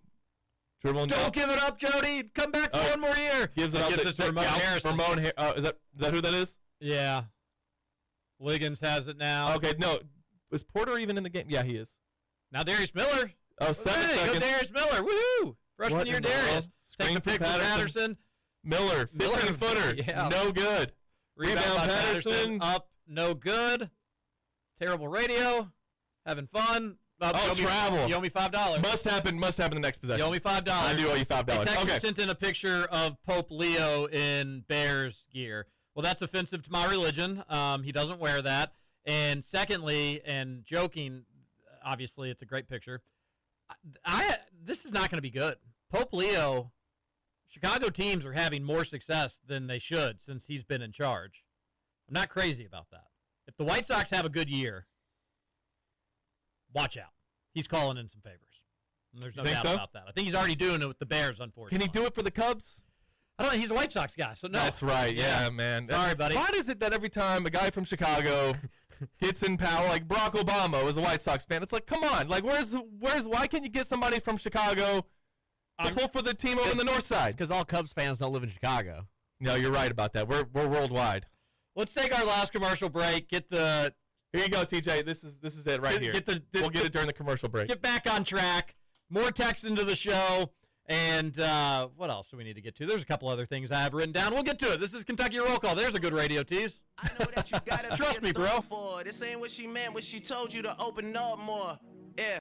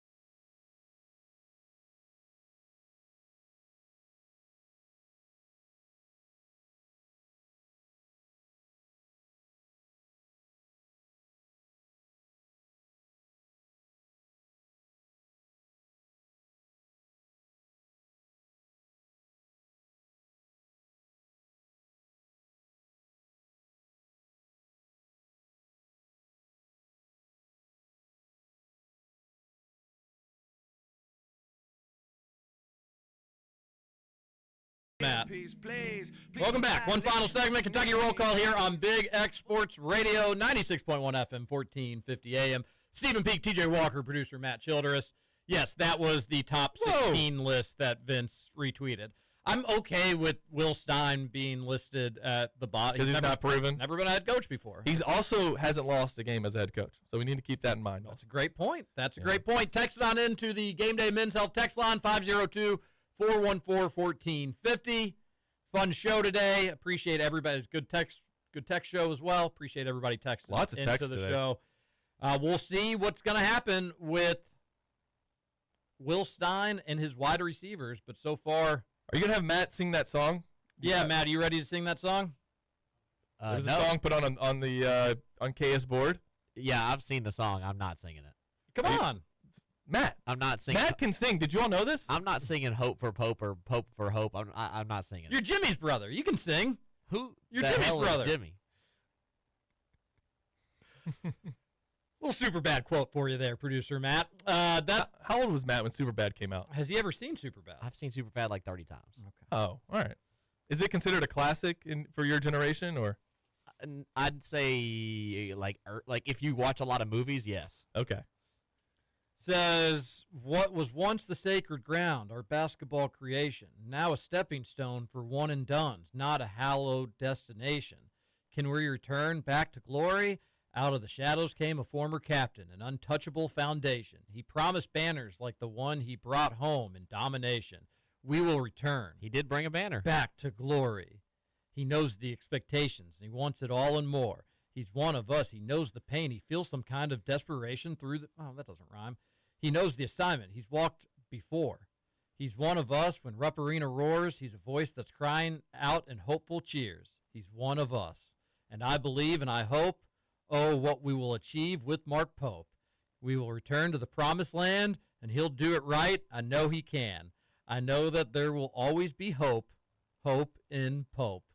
Wow. Steven, I'm really sorry. All of the work you put this early in the season to really plug the something tournament for Kentucky tourism, and fans just don't care that Mark Pope won that anymore. I know. We've already forgotten about the BB and United Tip-Off Classic presented by Kentucky Tourism. That was like your entire job for like a month. Yeah. Yep. But yeah, beat out Valpo, Eastern Illinois, and Nichols for that crown. TJ, I was talking with our guy, Zach Gagan, big NBA guy. I was talking to him about the NBA Cup and how the New York Knicks don't want to hang a banner for it, and how ridiculous that is. They finally win something for the first time since 1973, and they're just, but we're too good. We're too good for that. The LA Lakers, Milwaukee Bucks have the banner hanging in their arena, but the New York Knicks, who haven't won anything since 73. I'm Team Knicks. Yeah, that's silly to me because outside of the BBN United Tip-Off Classic presented by Kentucky Tourism and Global Jam, Kentucky hasn't won a trophy in Should UK hang 2018. Should UK hang a global, 2020. Should UK hang a Global Jam trophy at Rupp Arena? No, that's not what I'm the saying. NBA Cup is a little more important than. It's a made up, meaningless tournament. I'm not making. But the NBA Cup games actually matter for not just the NBA Cup, but the regular season until you get to that championship game, right? So everybody's trying to win. This isn't some made up thing, and you're playing teams that are in the NBA, so you're not playing a level down. And winning, here's what I was getting at with this is that we took for granted winning the SEC in basketball, whether the SEC tournament or the SEC regular season, because under Calipari, they won so many times. You got a mouse in your pocket? Who's we? Kentucky. I'm not on the team, but No, I mean, I didn't take them for granted. I enjoyed them. Oh, I hear what you're saying. Okay. I loved them. I didn't, I think a lot of Kentucky fans do that. They'll say, we don't celebrate. It's this whole, we don't celebrate anything but Final Fours and championships. Winning the SEC tournament is fun, but that's not if that's all you did, that's not a great season, or that's not good enough just to do that, or to win the SEC outright. The last time we did that was 2020. That, it's like Auburn celebrated winning the SEC in Rupp Arena. They had T-shirts. They were celebrating out on the court. There were Auburn fans in the building. They were all celebrating. They took it very serious. I know that Kentucky fans just we've won it so many times that it just doesn't feel that special. But to win a trophy is a big deal. Like to win something, Kentucky, you get 3 chances in college basketball to win a trophy. You either win your league outright, you win the league's tournament, or you win the regional in the NCAA tournament, or NIT, CBI, CIT, whatever. But so you get 3 shots at it every year. I've said if Kentucky does one of those every year, that's a good season. And so I just thought, like, poo-pooing winning a tournament that the league ran, it was silly from the New York Knicks standpoint. And I think as Kentucky fans, like, how many SEC tournaments have we won? 27 or at 54, I don't know. That's what I'm saying. We don't even know how many because we don't really take them seriously. I want to say it's like 27. Yeah, how many times have we won the SEC outright? Regular season? Yes. Probably significantly more. I feel like these are numbers that we should all know. Like 54. We know how many Final Fours, we know how many NCAA championships, but we kind of just take for granted that we win the SEC. And now that we haven't for several years, yeah, I won't take it for granted again. I think Kentucky's always celebrated SEC regular season championships and tournament championships appropriately. I remember Tubby was a big, like, not cutting the nets down guy because we're saving them for the other ones. To each their own. I disagree mostly with your premise, but let me ask you this. Should UK hang a Maui championship banner at Rupp Arena? It's a real game. The games matter. It's a tournament.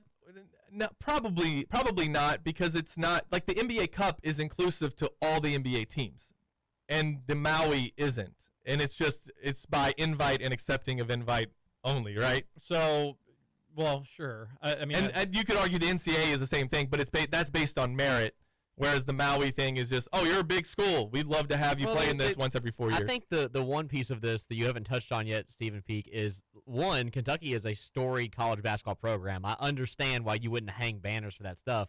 Mm-hmm. The Knicks are not that. Yeah, exactly. The Knicks have sucked the New York for Knicks. longer than my life. It's the New York Knicks. TJ, they haven't been good since before you were born. Before you were born. I understand that, but it's still an iconic brand. IU doesn't need to lower their standards and hang a Maui championship. Okay, the Nets were an iconic brand because they cut down the Nets. IU cut down the Nets after a loss. And they still get made fun of for it, and rightfully so. Like, again, if the Knicks don't want to do it, it's not a real tournament. You play for a bigger trophy. But how many times do you get a chance? Like, the New York Knicks may never win the NBA Cup or NBA Finals ever again. Then they'll never get a real banner ever again. This team is made fun of by Pixar regularly. Like, you're a sports team that in Pixar movies, they're like, I've been trolling this team for years, and it's the Knicks. Yeah. You don't think Aaron Rodgers is done? Yes. Gotta be, right? Man, that was a beat down yesterday. Mm-hmm. The Texans being able to just rush 4 and get in Rodgers' grill time and time again. Every single time. There's a time I was watching the game, and we paused it, and you would see the Pittsburgh offensive linemen just instantly get pushed back 3 feet. And then you got old man Rodgers back there who can't scramble or move at all. They were toast from the jump. I think the Steelers could play maybe 30 quarters of football last night, and they were not going to be finding the end zone. That was an absolute beatdown. 30-6. At least it was fun for the first 3 quarters. You thought it could be a good game going into the fourth, but the Texans just totally dominate. Pittsburgh's offense couldn't get anything going. I hope Rodgers isn't done, but I'm thinking he looked so old and slow and cold. And I think he probably thinks like, hey, I can play again, and I know I can make great throws. And you saw it in that Steelers-Ravens game. But I think, like, he probably got to think, even if I'm successful and we get to the playoffs, then I'm going to have to go win 4 games out in the cold doing this, that, or another. So I do think he probably just hangs it up. But I'd like to see him give it one more. He's obviously not the same that he was, but I still think I don't think he's a bottom 5 quarterback in the NFL. No, I don't think so. I mean, does he do it one more year to do the goodbye tour? Did we do that? He's not really a goodbye tour kind of guy. I didn't think so, yeah. But if I were him, he's probably a lot of ayahuasca in his future. I would do what I did last year and just wait till the last minute. He did a 1-year deal with the Steelers. He can sign a 1-year deal somewhere else. And then maybe just say, oh, okay, this team's got a pretty good roster, but they need a quarterback. I'll come in. And then I don't think he'd ever do like a backup thing. But is there any quarterback that's going to be out for part of next year to come back? Like Micah Parsons isn't going to be ready for the start of the season, although he's saying that he may be, but I doubt that he will be. He could potentially just fill it, or maybe he could just be a free agent and then sign with a team in October if a quarterback gets hurt. Maybe that's ultimately what he'll do. Did you see what he said about Matt LaFleur's? Oh, no. He very complimentary of the Packers coach. I'd much rather have him coach. I'd much rather have him coach. A lot of people do like Matt LaFleur. I am not one of them, however. A texter on the Game Day Men's Health text line says, Superbad is the last true great comedy. There's probably been some other ones since then that have been decent, but what's the last comedy? Superbad is just, such a hilarious movie. What's the last comedy that you saw in theaters? I would have to look it up. I don't know. Yeah, I don't know. When's the last comedy you've heard of, like, going to theaters? Like, I'm trying to think of one off the top of my head. I think we saw The Night Before in theaters. That's a comedy. Okay, how long ago was that? Like probably 10 years. 10 years. Friendship? I saw Friendship in theaters. Okay, so Friendship is the last comedy I saw in theaters, and that was decent. Okay, that came out like last year? Yeah. Okay. Was it good? 2024. It was good. Okay. And I like Tim Robinson. I mean, I like pretty much everybody in the movie, but Tim Robinson's so funny. It was kind of fun in theaters just hearing other people laugh at Tim Robinson jokes, because normally when I do it, it's just, my wife and I, or I'm alone. So I would say that would probably be it, but let's just be honest, Friendship doesn't hold a candle to Superbad, obviously, and nobody would say otherwise. But yeah, maybe the texter's right. Wow. That came out when I was in high school. It's pretty embarrassing to the comedy industry, right? Yeah, it feels like there's just not a whole lot of comedy movies that have been released over the last decade or so. Yeah. Another texter on the Game Day Men's Health text line. U of L and UK both have great portal classes so far. It's disingenuous to act like one is lapping the other. Do you agree with that, Producer Matt? What was the question? You repeat it? Just that both UK and U of L have similar transfer portal classes. No, I don't agree with that. What is your thoughts? One is particularly better than the other one. I agree. Yeah. Kentucky is doing a better job. I agree with Matt on that. Yeah, you really feel that, Matt, or are you just like Rowland? No, I really feel that. Why? Kentucky's offensive line class is just, night and day better than yours. Not even close. The quarterback rankings are very, very similar. Okay. So you all are better at wide receiver. Okay. So where better in the secondary? So where better in the D line? Better in the linebacker room? That is all certainly subjective. And on 3 metrics, we're number 2 in the country. I think 24/7 we're 6th. Where's Kentucky in both those? I think 43rd and 45th. And these are the transfer rankings that take in the departures, right? Yes. Okay. What sense does that make? What about if you're just ranking the classes coming in specifically, not who's leaving and a weighted system on who's leaving and who's coming in, but just specifically on who's coming in? I'm pretty sure it takes both of those coming in together, because it at least on threes does. And where in on 3 Kentucky's 47th? They were 54th like a week ago. Then they moved up. I think they're 43rd now. Let's see here. Transfers in and transfers out. That is a dumb way to do it, for what it's worth. I just want transfers in. That's the only thing you should be worried about. But then what if you lose a major depth piece but don't fill it? You got to evaluate both sides. But if somebody's I hear what you're saying, but if somebody's leaving, I don't think that has anything to do with the ranking for the incoming class. I get what you're saying. I'm not in. It gets a little too subjective when you're weighing who is leaving versus who's coming in. When I am specifically talking about just a who's coming in class, I get what you're saying though. It took me a little long to get there, and that's on me. But I get what you're saying. But why would I care about who's coming out? You lost a coach. You're going to be losing a ton of people. That's just natural for any program losing a coach. So that's why I think it's a little. I get what you're saying. A little skewed. That's just how they do it, I guess. I don't make the metrics. That is how On 3 does it. Louisville. How many commits does U of L have? Around 24, 25. That number. That's not an exact number, but I know it was above 22 a couple days ago. And you think they're day and night better? U of L's class is day and night better than Kentucky's. I think every single area within the field has at least one major pickup. At least one. Running back room is easily better. It's good to hear a different perspective on this. It is. I mean, it is. I enjoyed. By the way, also, I didn't realize Everything Everywhere All at Once was a comedy. So I saw one in 2022 in theaters. Just thought I'd point that out. All right, 24/7 has UK at 6. So what am I looking at here? And U of L is 12th in the 24/7 rankings. So why is that wrong, producer Matt? What was the rankings again? 6th and 12th. I don't know how they do their metrics. But I think the texter's point of, let's read this one again. U of L and UK both have great portal classes, so it's disingenuous to act like one is lapping the other. I never said they were lapping. I just said that I think Louisville's is better. Well, you did. I think you maybe you weren't paying attention because that was what prompted this whole back and forth. I mean, I said, you really think it's drastically better? And you said yes, and we went into it. Oh, well, I definitely think it's better. You're entitled to your opinion. You're a U of L fan. I wouldn't think otherwise.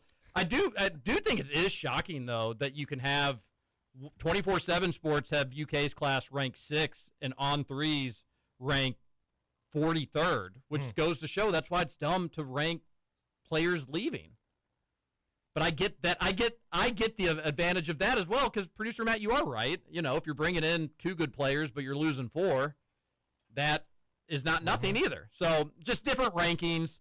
I think if you're losing, you know, if you're getting a new coach, you're going to be losing a ton of players. That's just natural, and you will be bringing in a ton of new players. So basically On3's rankings are dumb, is what I'm saying, and we're a 24/7 Sports family. Isn't that right, Peak? You know, we can debate that another time.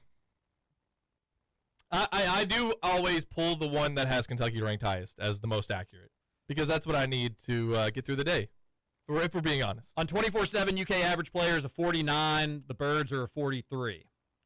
Well, 42.92. 24/7 is just incoming players, and UK is 6th, and U of L is 12. I do like that it's I don't need a ranking to I don't need to know that the guys leaving are adjusting the rankings of the transfer portal. I get what On3 is doing because that's part of the transfer portal when you lose guys. But this is a totally new coach who's trying to build a completely different team. Recruiting classes aren't based on seniors or players that have declared for the draft. Why would you do that with portal rankings? That's a good point. Good point, yeah. You wouldn't look at a recruiting class and say, well, yeah, they've got so many good freshmen coming in, but did you factor in all the players they're leaving? Well, I just wanted the recruiting rankings, sir. Right, yeah. Maybe On3 could do both. How about we do that? I thought U of L fans hated off-3, says one texter. Are you back to being in on 3 now? I mean, I don't care for On3. I just look at the rankings. They do the rankings. Just, do you like On3, yes or no? Of course he does. Right, Matt? Oh, of course I do. Yeah. Well, it sounded like there was some sarcasm in that voice. Mumble rap, mumble rap, mumble rap, mumble rap. Is that the music that we were playing? He may have been trigger fingers to Twitter fingers. Same. I love it here. Louisville, great. Is a great place to live. As I get older, I don't dislike their coaches and players and fans the way that I used to either. Some of the best friends are Louisville fans, and honestly, the way I feel about a segment of our fan base changed in the final Cal years. Oh, wow. It sounds like this texter is doing the big dog, flipping on over to U of L. I doubt it. I get what he's saying. I mean, a lot of my friends are Louisville fans, but I don't want them to win. I don't know why that is. It's just in my DNA. I don't want them to be happy about their sports team. Sorry, Matt, but that's just the way it is. I like Matt a lot. Matt's cool. We got the Tottenham thing, Matthew, but I don't want you to be happy when you watch your Cardinals play Virginia tonight. I have had a bad stretch of anonymous U of L Twitter accounts just posting absolutely horrible things. Oh, so yeah, you're definitely out on them. Last night it was an AI picture of my dead dog, which is just, you have to be such a sick person to do it. Are you serious? And then they posted an AI picture of my family. What? And turned my wife into a guy, and so I'm kissing a guy. And somebody doxed this person to me. Really? Oh. Like, they were like, hey, here's who this person is. Trinity man, for what it's worth. Really embarrassed now. But That's embarrassing. We prayed for him, and that is absolutely embarrassing. And my buddy texted me this, but I'm a big believer that hurt people, and sure enough, I looked up his TikTok, and he had a doggy death about a couple months ago.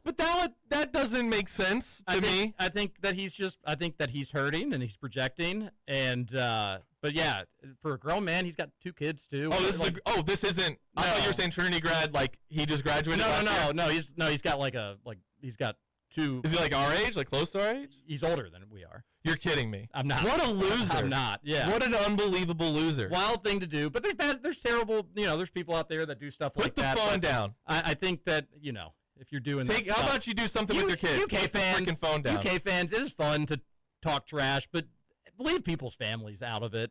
Like that is. Don't ever do that to Rutherford or anybody else. That's just a wild step too far. I know UK has plenty of anonymous Twitter accounts, and I've seen some of them just say some pretty terrible things. Yeah. But I feel like there's almost like this unspoken social media line that you don't cross, and they certainly did. I think the AI of the dead dog is an obvious overstepping of the line, and then anything with your family is like, I mean that's. I don't know. I haven't seen Kentucky anonymous Twitter accounts do that, but if they did, that would be embarrassing. I would be embarrassed by that. And again, there's bad fans everywhere. Yeah, of course. Yes, that's not indicative of every fan, but that is really bad and really embarrassing for them. U of L fans were the worst, right? I'm kidding. I'm kidding. There. Everybody would totally agree that dude just took it too far and has. But that's so embarrassing. I'm sorry. Don't be that guy. Don't be that guy on the other end. I'm not going to get over that one. All right, U of L Virginia tonight. Producer Matt, I'm a little surprised that line's only 3.5. Are you nervous? I'm 100% nervous. Oh, no. I know that Ryan Conwell's probable, so I'm expecting him to play, but Michael Brown's out. And I've seen this team so far that any game that Michael Brown's not playing in, I should be nervous about. U of L needs this one. At home, Virginia sneakily is ranked number 16. They're having an incredible year. This is a big one for Pat Kelsey and U of L because if you were to get upset at home, producer Matt, this is one just win. Win by a point, win by 10 points, who cares? Just find a way to win. If you don't, people are going to start chattering about Kelsey. I mean, people are kind of already doing that. And Roman Kelly will be talking about it next, and Mike Rutherford at 2:30 here on Big X Sports Radio, getting you ready for Virginia-Louisville tonight. We'll talk about that game. We'll preview the Cats versus the Tigers. This is Kentucky Roll Call, Wednesday edition, coming tomorrow at noon. Kentucky